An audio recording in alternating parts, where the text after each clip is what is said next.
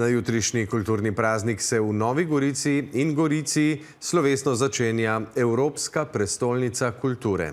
Slovenija bo tokrat drugič v 40 let trajajočem projektu nosila ta prestižni naziv. V obeh Goricah se obeta celodnevno dogajanje z začetkom ob 10. uri v Gorici ter osrednjim umetniškim spektaklom pred novogoriško občino ob 18. uri.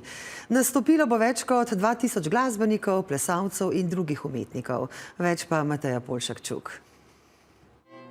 5 let mineva od znamenitega skoka veselja novogoriškega in goriškega župana ob razglasitvi Evropske prestolnice kulture.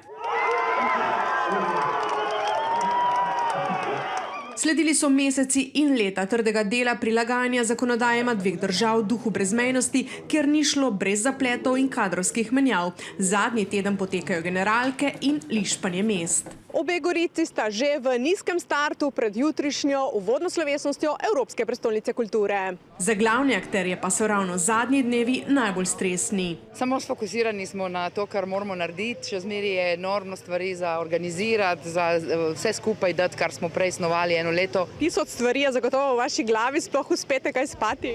Ne, skoraj nič.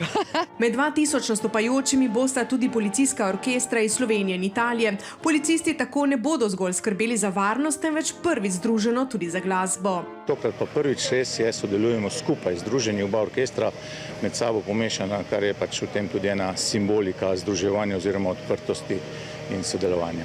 Tako kot bodo združeno korakali čez mejo, bodo čez mejo kotalili tudi kroglo ikoničnega italijanskega umetnika Michelangela Pistoletija, ki pooseblja tako imenovano umetnost revnih. Na krogli bodo časopisni članki iz obeh držav.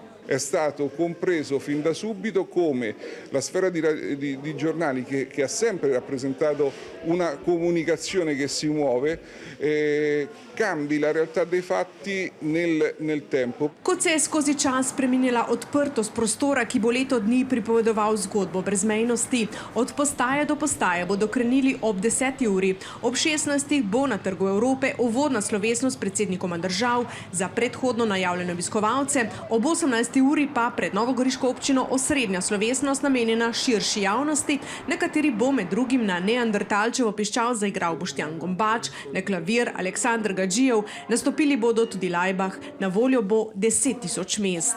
Nova Gorica je že popolnoma zasedena za otvoritev, zato vse dnevne obiskovalce naprošamo in priporočamo, da prispejo uro do 2 preden prireditvijo, na katero so želeli iti. Zagotavljajo, da bo na voljo dovolj parkirišč, ob zapolnjenosti se bodo odpirala bolj oddaljena.